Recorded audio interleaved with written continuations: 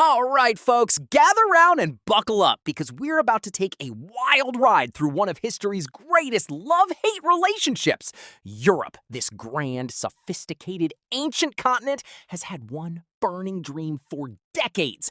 Independence! Sweet, beautiful independence from Uncle Sam, that larger-than-life American who always shows up uninvited, slaps you on the back and says, "Don't worry, buddy, I gotcha." But here's the million-dollar question. Or should I say the trillion-dollar question? Is America's helping hand truly a gift?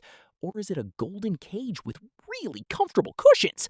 Today, we're diving deep into every single time Europe tried to break free, stood up tall, puffed out its chest, and then completely, spectacularly, hilariously failed.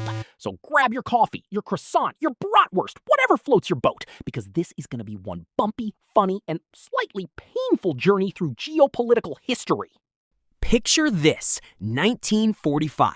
World War II is finally over. Europe is absolutely devastated. Cities in ruins, economies in shambles, people wondering where their next meal is coming from.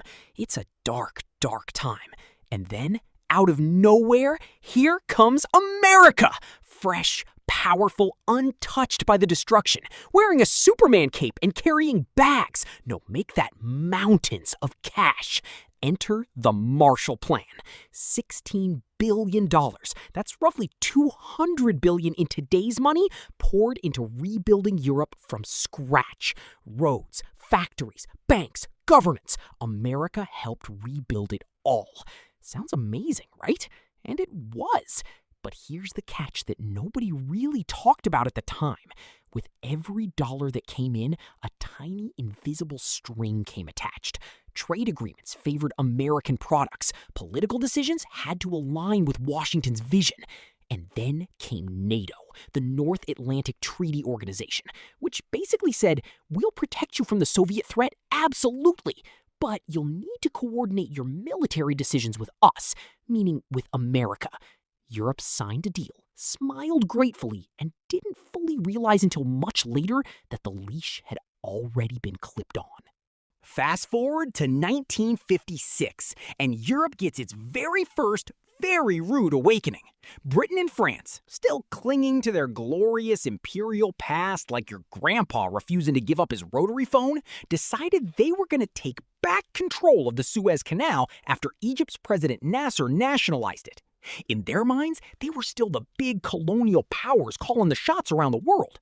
So they launched a military operation, teamed up with Israel, and marched right in. Brilliant plan, right? Wrong. Catastrophically, embarrassingly wrong.